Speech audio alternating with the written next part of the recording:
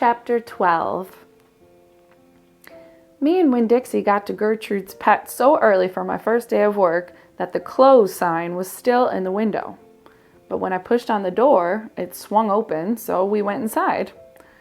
I was about to call out to Otis that we were there, but then I heard music. It was the prettiest music I had ever heard in my life. I looked around to see where it was coming from, and that's when I noticed that all the animals were out of their cages. There were rabbits and hamsters and gerbils and mice and birds and lizards and snakes. And they were all just sitting there on the floor like they had turned to stone. And Otis was standing in the middle of them. He was playing a guitar, and he had on a skinny, pointy-toed cowboy boots, and he was tapping them while he was playing the music. His eyes were closed, and he was smiling. Winn-Dixie got a dreamy kind of look on his face. He smiled real hard at Otis, and then he sneezed, and then his whiskers went all fuzzy, and then he sighed and kind of dropped to the floor with all the other animals.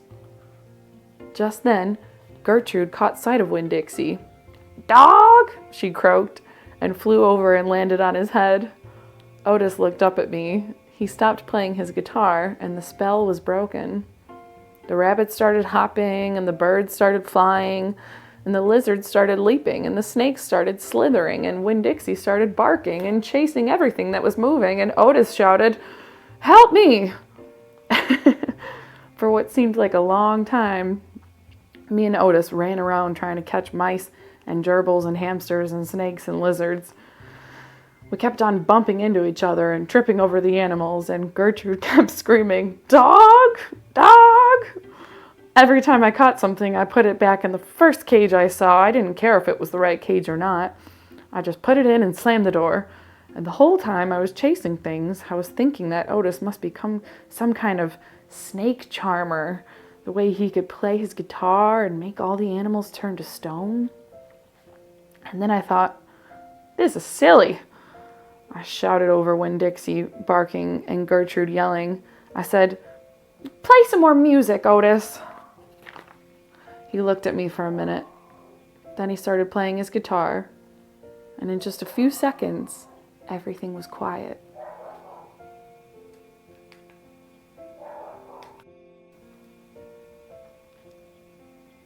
Winn-Dixie was lying on the floor, blinking his eyes and smiling to himself and sneezing every now and then. And the mice and the gerbils and the rabbits and the lizards and the snakes that we hadn't caught yet got quiet and sat still. And I picked them up one by one and put them back in their cages. When I was done, Otis stopped playing. He looked down at his boots. "I was just playing them some music. It makes them happy." "Yes, sir," I said. "Did they escape from their cages?" "No," Otis said. "I take them out. I feel sorry for them being locked up all the time. I know what it's like, being locked up." "You do?" I said. "I've been in jail," Otis said. He looked up at me real quick and then looked back down at his boots. "You have?" I said. "Never mind," said Otis. "Aren't you here to sweep the floor?" "Yes, sir," I told him. He walked over to the counter and started digging through a pile of things, and finally he came up with a broom. "Here," he said. "You should start sweeping." Only he must have gotten confused. He was holding out his guitar to me instead of the broom. "With your guitar?" I asked. He blushed and handed me the broom, and I started to work. I'm a good sweeper. I swept the whole store and then dusted some of the shelves. The whole time I worked, Winn-Dixie followed me, and Gertrude followed him, flying behind him and sitting on his head and his back and croaking real quiet to herself. "Dog, dog." When I was done, Otis thanked me. I left Gertrude's Pets thinking about how the preacher probably wouldn't like it very much that I was working for a criminal. Sweetie Pie Thomas was waiting for me right out front. "I seen that," she said. She stood there and sucked on her knuckle and stared at me. "Seen what?" I said. "I seen all them animals out of their cages and keeping real still. Is that man magic?" she asked. "Kind of," I told her. She hugged Winn-Dixie around the neck. "Just like this grocery store dog, right?" "Right," I said. I started walking, and Sweetie Pie took her knuckle out of her mouth and put her hand in mine. "Are you coming to my birthday party?" she asked. "I surely am," I told her. "The theme is pink." She said. "I know it," I told her. "I gotta go," she said all of a sudden. "I gotta go home and tell my mama about what I seen. I live right down there in that yellow house. That's my mama on the porch. You see her? She's waving at you." I waved at the woman on the porch and she waved back. And I watched Sweetie Pie run off to tell her mama about Otis being a magic man. It made me think about my mama and how I wanted to tell her the story about Otis charming all the animals. I was collecting stories for her. I would also tell her about Miss Franny and the bear, and about meeting Gloria Dump, and believing for just a minute that she was a witch. I had a feeling that these were the kind of stories my mama would like, the kind that would make her laugh out loud, the way the preacher said she liked to laugh.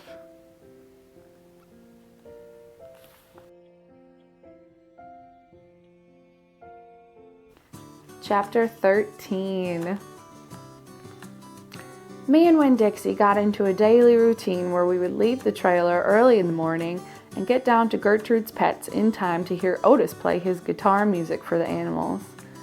Sometimes Sweetie Pie snuck in for the concert too. She sat on the floor and wrapped her arms around Winn-Dixie and rocked him back and forth like he was a big old teddy bear.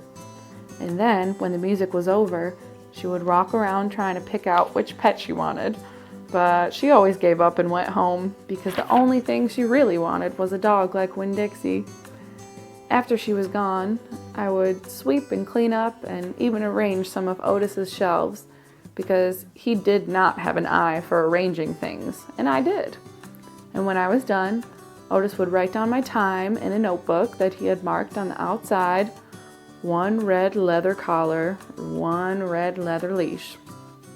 And the whole time, he did not in any way ever act like a criminal. After working at Gertrude's Pets, me and Winn-Dixie would go over to the Herman W. Block Memorial Library and talk to Miss Franny Block and listen to her tell us a story. But my favorite place to be that summer was in Gloria Dump's yard. And I figured it was Winn-Dixie's favorite place to be too, because when we got up to the last block before her house, Winn-Dixie would break away from my bike and start to run for all he was worth, heading for Gloria Dump's backyard and his spoonful of peanut butter. Sometimes Dunlap and Stewie Dewberry would follow me. They would holler, "There goes the preacher's daughter, visiting the witch." "She's not a witch," I told them. It made me mad the way they wouldn't listen to me and kept on believing whatever they wanted to believe about Gloria Dump. One time Stevie said to me, "My mama says you shouldn't be spending all your time cooped up in that pet shop and at that library sitting around talking with old ladies. She said you should get out in the fresh air and play with kids your own age. That's what my mama says." "Oh, lay off her," Dunlap said to Stevie. Then he turned to me. "He don't mean it," he said. But I was already mad. I shouted at Stevie. I said, "I don't care what your mama says. She's not my mama, so she can't tell me what to do." "I'm going to tell my mama you said that," shouted Stevie. "And she'll tell your daddy, and he'll shame you in front of the whole church. And that pet shop man is retarded, and he was in jail, and I wonder if your daddy knows that." "Otis is not retarded," I said, "and my daddy knows that he was in jail." That was a lie, but I didn't care. "And you can go ahead and tell on me if you want, you big bald-headed baby." I swear, it about wore me out yelling at Dunlap and Stevie Dewberry every day. By the time I got to Gloria Dump's yard, I felt like a soldier who had been fighting a hard battle. Gloria would make me a peanut butter sandwich straight off, and then she would pour me a cup of coffee with half coffee and half milk, and that would refresh me. "Why don't you play with them boys?" Gloria asked me. "Because they're ignorant," I told her. "They still think you're a witch. It doesn't matter how many times I tell them you're not." "I think they are just trying to make friends with you in a roundabout way," Gloria said. "I don't want to be their friend," I said. "It might be fun having them two boys for friends." "I'd rather talk with you," I said. "They're stupid and mean, and they're boys." Gloria would shake her head and sigh, and then she would ask me what was going on in the world and did I have any stories to tell her. And I always did.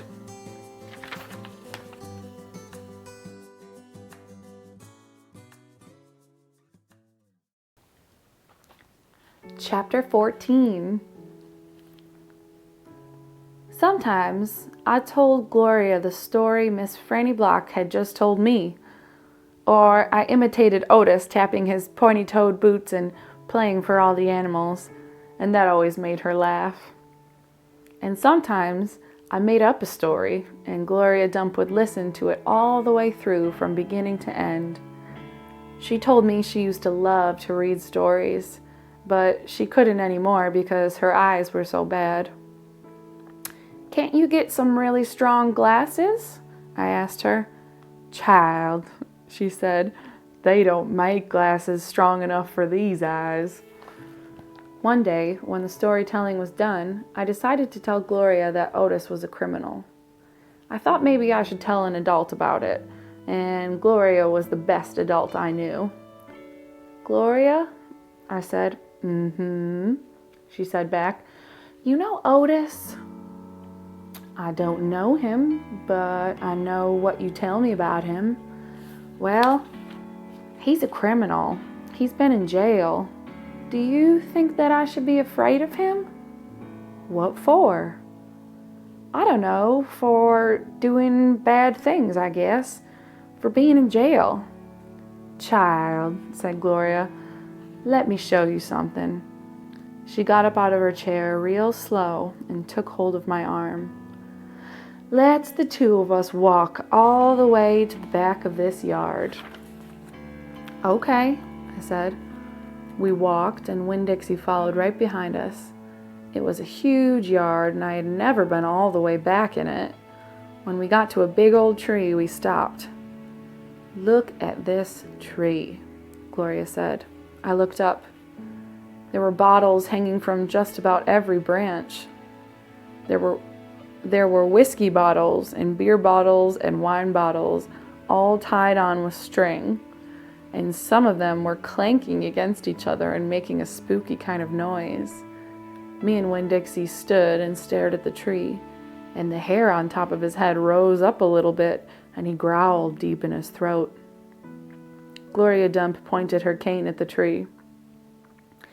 "What do you think about this tree?" I said, "I don't know. Why are all those bottles on it?" "To keep the ghosts away," Gloria said. "What ghosts?" "The ghosts of all the things I'd done wrong." I looked at all the bottles on the tree. "You did that many things wrong?" I asked her. "Mm-hmm," said Gloria. "More than that." "But you're the nicest person I know," I told her. "Don't mean I haven't done bad things," she said. "There's whiskey bottles on there," I told her, "and beer bottles." "Child," said Gloria Dump, "I know that. I'm the one who put 'em there. I'm the one who drank what was in 'em." "My mama drank," I whispered. "I know it," Gloria Dump said. "The preacher says that sometimes she couldn't stop drinking." "Mm-hmm," said Gloria again. "That's the way it is for some folks. We get started and We can't get stopped. Are you one of those people? Yes, ma'am, I am. But these days, I don't drink nothing stronger than coffee. Did the whiskey and beer and wine, did they make you do the bad things that are ghosts now? Some of them, said Gloria Dump. Some of them I wouldn't have done anyway, with alcohol or without it, before I learned. Learned what? Learned what is the most important thing. And what's that? I asked her. It's different for everyone, she said. You find out on your own. But in the meantime, you got to remember, you can't always judge people by the things they done. You got to judge them by what they are doing now. You judge Otis by the pretty music he plays and how kind he is to them animals, because that's all you know about him right now. All right? Yes, ma'am, I said. And them Dewberry boys, you try not to judge them too harsh either. All right? All right, I said. All right then, said Gloria Dump, and she turned and started walking away. Winn-Dixie nudged me with his wet nose and wagged his tail. When he saw I wasn't going, he trotted after Gloria. I stayed where I was and studied the tree. I wondered if my mama, wherever she was, had a tree full of bottles, and I wondered if I was a ghost to her, the same way she sometimes seemed like a ghost to me.